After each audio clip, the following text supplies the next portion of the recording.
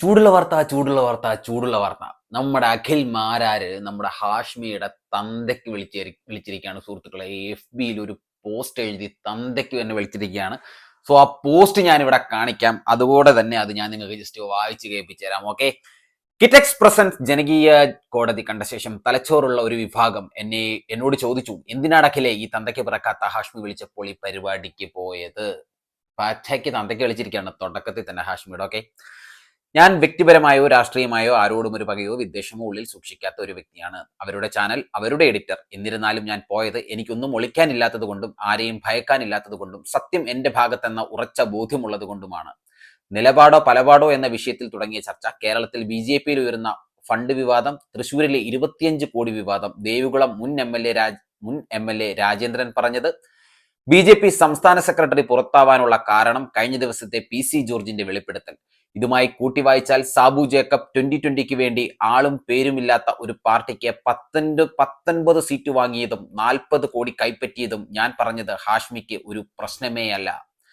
രാവിലെയും ഉച്ചയ്ക്കും വൈകിട്ടും ചാനലിൽ ഇരുന്ന് ഒരേ വിഷയത്തിൽ പല അഭിപ്രായങ്ങൾ പറയുന്ന ഹാഷ്മി എന്നോടെന്റെ നിലപാട് മാറ്റവുമായി ബന്ധപ്പെട്ട ഒരു കാര്യങ്ങളും ചോദിച്ചില്ല എന്ന് മാത്രമല്ല, സാബു ജേക്കബിനെ സംരക്ഷിക്കാനുള്ള വ്യഗ്രതയിലായിരുന്നു. ഞാൻ മറുപടി പറയാതിരിക്കാൻ സ്വന്തം മൈക്കിന്റെ വോയിസ് ലെവൽ കൂട്ടിവെച്ചും ഞാൻ പറഞ്ഞു തുടങ്ങുമ്പോൾ കട്ട് ചെയ്തും ആഘോഷിച്ചു. തൊണ്ടവയ്യെന്നും ഉച്ചത്തിൽ സംസാരിക്കാൻ ബുദ്ധിമുട്ടുണ്ടെന്നും ഷോ തുടങ്ങും മുൻപ് പറഞ്ഞിട്ടും 1.25 മണിക്കൂർ ഞാനും ഹാഷ്മിയുമായി ആദ്യ ഭാഗത്തിൽ സംസാരിച്ചതിന്റെ അരമണിക്കൂർ കട്ട് ചെയ്തു കളഞ്ഞു. അടുത്ത ഭാഗത്തിലും ഹാഷ്മിക്ക് ദോഷം വരും എന്ന ഭാഗം മനോഹരമായി കട്ട് ചെയ്തു. കൈവാക്കിനു ഇരുന്ന അവന്റെ ചെവിക്കല്ല് അണ്ണനെന്താ അടിച്ചു പൊട്ടിക്കാഞ്ഞത് എന്ന് കുറച്ചുപേർ എന്നോട് ചോദിച്ചു. സത്യത്തിൽ പറയാനുള്ളതൊക്കെ വ്യക്തമായി അവിടെ ഇരുന്ന് തന്നെ ഞാൻ പറഞ്ഞിരുന്നു. കൊട്ടാരക്കര സീറ്റ് നൽകാമെന്ന് പറഞ്ഞ് ചതിച്ചതോ, തൃപ്പൂണിത്തുറ പോലൊരു പ്രധാന സീറ്റ് നൽകാത്തതോ ആയിരുന്നില്ല ഞാൻ പാർട്ടി ഉപേക്ഷിച്ചപ്പോൾ പറഞ്ഞ പ്രശ്നങ്ങൾ.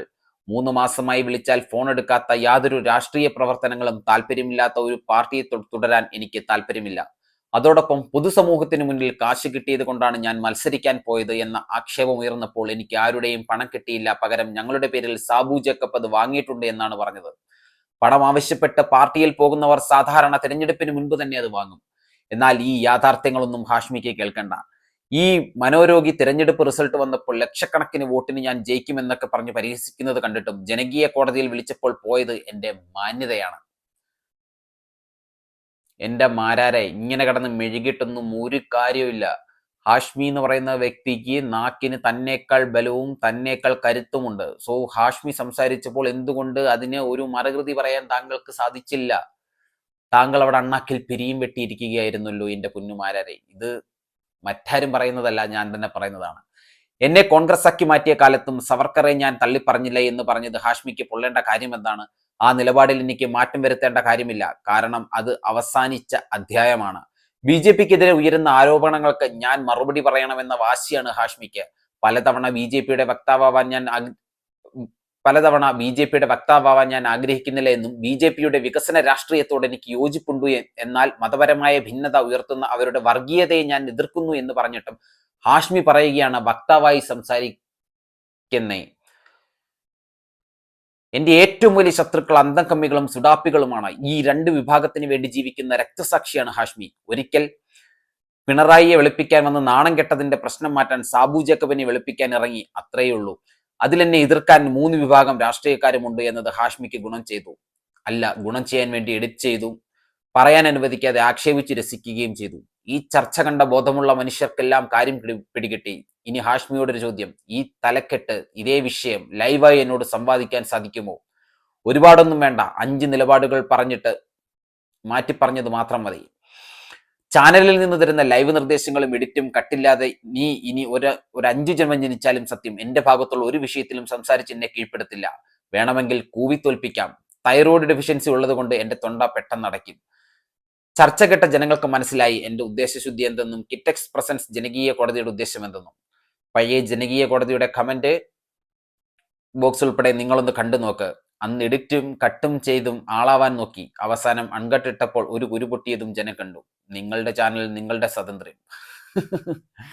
അഖിൽമാരാർ ഇവിടെ വന്ന് ഹാഷ്മിയെ വെല്ലുവിളിക്കുന്നു. ഹാഷ്മിയോട് ലൈവായിട്ട് വന്നിരുന്നു ഇതുപോലെ ഒരു ചർച്ച നടത്താൻ പറയുന്നു. തന്നെ തോൽപ്പിക്കാൻ പറ്റില്ലെന്ന് പറയുന്നു. കഴിഞ്ഞ 2 ദിവസം 24 ന്യൂസ് ഇട്ട വീഡിയോകളിൽ എല്ലാവരും എൻ്റെ പൊന്നഖിൽമാരാരെ താങ്കൾക്കെതിരാണ്. അതിലൂടെ വ്യക്തമാക്കാം താങ്കളെ ഈ പറയുന്ന കേരളത്തിൽ ഒരു വിഭാഗം ജനങ്ങൾക്കും ഇഷ്ടമല്ല എന്നുള്ളൊരു കാര്യം. ഇഷ്ടമുള്ളവർ കാണും, കുറച്ച് പേര് മാത്രം. ബിഗ് ബോസ് എന്ന റിയാലിറ്റി ഷോ കണ്ട് തന്നെ ഇഷ്ടപ്പെട്ട വ്യക്തികളാണ് ഇപ്പോൾ താങ്കളെ സ്നേഹിക്കുന്നത്. അല്ലാതെ താങ്കളുടെ വ്യക്തിപരമായി താങ്കളെ ഇഷ്ടപ്പെടുന്ന ആളുകൾ നന്നേ കുറവാണെന്ന് ഞാൻ ഉറപ്പിച്ചു പറയും എൻ്റെ മാരാരെ. നമുക്കിതിലെ കുറച്ച് കമന്റ്സും കൂടെ ഒന്ന് വായിച്ചു നോക്കിയല്ലോ. നല്ല ഫണ്ണാണ് കേട്ടോ. രാഹുൽ രവീന്ദ്രൻ എന്ന് പറയുന്ന ഒരു പുള്ളിക്കാരൻ കമന്റ് ഇട്ടിട്ടുണ്ട്. ഭാവിയിൽ ഇന്ത്യൻ പ്രധാനമന്ത്രിയാകേണ്ട ഒരാളെ ഇങ്ങനെ വിളിച്ചു വരുത്തി ഊക്കിവിട്ട ഹാഷ്മിക്കെതിരെ ED അന്വേഷണം വേണം. ഇതൊക്കെ പോട്ടെ, ഇസ്രായേൽ ഇറാൻ വിഷയത്തിൽ ഉടൻ താങ്കൾ ഇടപെട്ട് പരിഹാരം കാണുമെന്ന് പറയുന്നു. ശരിയാണോ അഖിൽ രാജ്? ബ്രാക്കറ്റിൽ അഖിൽ കോട്ടത്തൽ എന്ന് ഇട്ടിട്ടുണ്ട്. അടുത്തത് രാജേഷ് തേവലക്കര. നമ്മുടെ കൊല്ലംകാരൻ തന്നെയാണ്. ഹാഷ്മി എന്നവൻ ചെറ്റയാണെന്നാണ് പുള്ളിക്കാരൻ പറഞ്ഞിരിക്കുന്നത്. അത് പൊട്ടുമല്ലോ, കുരു പൊട്ടും. മനു വിലങ്ങറ, അതും കൊല്ലംകാരൻ തന്നെയാണ്. നീ എന്തൊരു തോൽവിയാണ്, സംസാരിച്ച് ജയിക്കണം, എങ്കിൽ സത്യസന്ധത വേണം, അതില്ല, അതുകൊണ്ട് ബബ്ബ അടിക്കണം. ഹാഷ്മി ഇഷ്ടം, കൊള്ളാവുന്ന വിവരമുള്ളവരോട് ഏറ്റുമുട്ടുമ്പോഴാണ് നമ്മൾ അളക്കപ്പെടുക. ശരിയാണ്. അഖിൽമാരർ ഇത്രയും നാൾ ഏറ്റുമുട്ടിക്കൊണ്ടിരുന്നതൊക്കെ ശരിക്കും പറഞ്ഞു കഴിഞ്ഞാൽ അത്യാവശ്യം സംസാരിക്കാനൊന്നും വലിയ രീതിയിൽ അറിയത്തില്ല, അതുപോലെ തന്നെ രാഷ്ട്രീയമായ കാര്യങ്ങളിലൊന്നും വലിയ അറിവോ കാര്യങ്ങളോ ഇല്ലാത്ത വ്യക്തികളോടാണ്. സോ മാരാർക്ക് ഇതിനെപ്പറ്റി കുറച്ച് കാര്യങ്ങളൊക്കെ അറിയാന്നുണ്ടെങ്കിൽ അവിടെ ഇവിടെയൊക്കെ ഇട്ട് വലിച്ചു കയറ്റി വെച്ച് മാരാരങ്ങ് ജയിക്കും. പക്ഷെ ഇവിടെ മാരാര് തോറ്റു. മാരാര് ഇപ്പോഴത്തെ ചന്ദ്രനും കഴിഞ്ഞങ്ങ് വേറെ ഏതെങ്കിലും ഒരു ഗ്രഹം ഉണ്ടെന്നുണ്ടെങ്കിൽ അങ്ങോട്ട് പോയിക്കൊണ്ടിരിക്കുകയാണ് സുഹൃത്തുക്കളെ. എന്തായാലും ഓണമൊക്കെ ആയിട്ട് കൊള്ളാം എൻ്റെ മാരാരെ. റോക്കറ്റി കയറ്റി തന്നെ എൻ്റെ പൊന്നെ ഹാഷ്മിയും ടീമും തന്നെ കയറ്റി വിട്ടിട്ടുണ്ടെന്നുള്ളതാണ്. അല്ലെങ്കിൽ തന്നെ ഹാഷ്മി വിളിച്ചപ്പോൾ എനിക്ക് പറയാൻ മേലായിരുന്നു, എനിക്കൊരു ചെറിയ തൊണ്ടവേദനയുണ്ട് എൻ്റെ ഹാഷ്മി, എനിക്ക് വരാൻ പറ്റില്ല എന്ന്.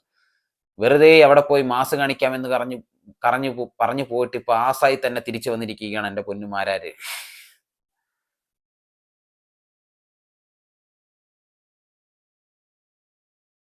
സുഹൃത്തുക്കളെ, അപ്പോൾ ഇത്രയേ ഉള്ളൂ. നിങ്ങൾക്ക് ഈ മാരാരുടെ അഭിപ്രായത്തോട് നിങ്ങൾക്ക് യോജിക്കാൻ പറ്റുന്നുണ്ടോ എന്നുള്ള കാര്യങ്ങളൊക്കെ നിങ്ങൾ വീഡിയോയിൽ കമന്റ് ചെയ്യും. എന്തായാലും തോറ്റെന്ന് കരുതി ജയിച്ചവന്റെ തന്തയ്ക്ക് വിളിക്കുന്ന പരിപാടി അത് ഭയങ്കര നാണം കെട്ട പരിപാടി തന്നെയാണ് എൻ്റെ നിലപാടിന്റെ രാജകുമാരദേവ. അപ്പോ പ്രേക്ഷകരുടെ അഭിപ്രായങ്ങളും നിർദ്ദേശങ്ങളൊക്കെ വീഡിയോയിൽ കമന്റായും രേഖപ്പെടുത്തുക. അതുപോലെ തന്നെ ഫേസ്ബുക്കിലാണ് കാണുന്നുണ്ടെങ്കിൽ എന്നെ ജസ്റ്റ് ഫോളോ ചെയ്യുക, യൂട്യൂബിലാണ് കാണുന്നുണ്ടെങ്കിൽ ചാനൽ ജസ്റ്റ് സബ്സ്ക്രൈബ് ചെയ്യട്ടോ. അപ്പോൾ അടുത്തൊരു വീഡിയോയിൽ കാണാം. അതുവരേക്കും ബൈ.